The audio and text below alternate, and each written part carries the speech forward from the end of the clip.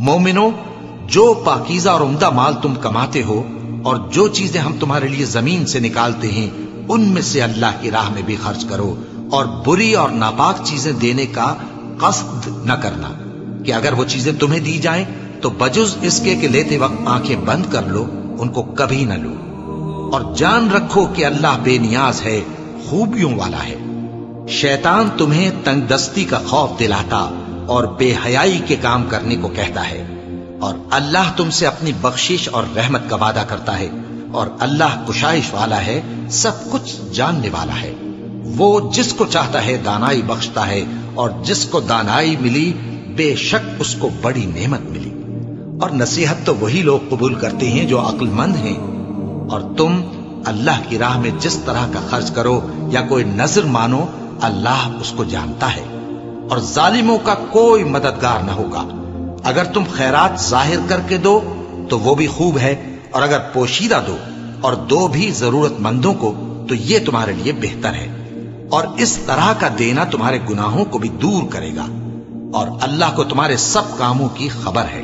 ए नबी सल्लल्लाहु अलैहि वसल्लम, तुम इन लोगों की हिदायत के जिम्मेदार नहीं हो, बल्कि अल्लाह ही जिसको चाहता है हिदायत बख्शता है।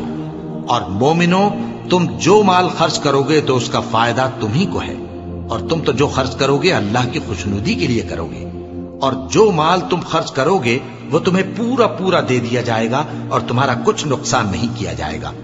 और हां, तुम जो खर्च करोगे तो उन हाजतमंदों के लिए जो अल्लाह की राह में रुके बैठे हैं और मुल्क में किसी तरफ जाने की ताकत नहीं रखते और मांगने से आर रखते हैं, यहां तक कि ना मांगने की वजह से नावाकिफ शख्स उनको तवंगर ख्याल करता है। और तुम क़ियाफे से उनको साफ पहचान लो कि हाजतमंद हैं, और शर्म के सबब लोगों से मुंह फोड़कर और लिपट कर नहीं मांग सकते। और तुम जो माल खर्च करोगे कुछ शक नहीं कि अल्लाह उसको जानता है। जो लोग अपना माल रात और दिन और पोशीदा और जाहिर अल्लाह की राह में खर्च करते रहते हैं, उनका सिला उनके परवरदिगार के पास है, और उनको क़यामत के दिन न किसी तरह का खौफ होगा और न गम। जो लोग सूद खाते हैं वो कब्रों से इस तरह आवाज बाख्ता उठेंगे जैसे किसी को जिन ने लिपट कर दीवाना बना दिया हो। ये इसलिए कि वो कहते हैं कि सौदा बेचना भी तो नफे के लिहाज से वैसा ही है जैसे सूद लेना, हालांकि सौदे को अल्लाह ने हलाल किया है और सूद को हराम।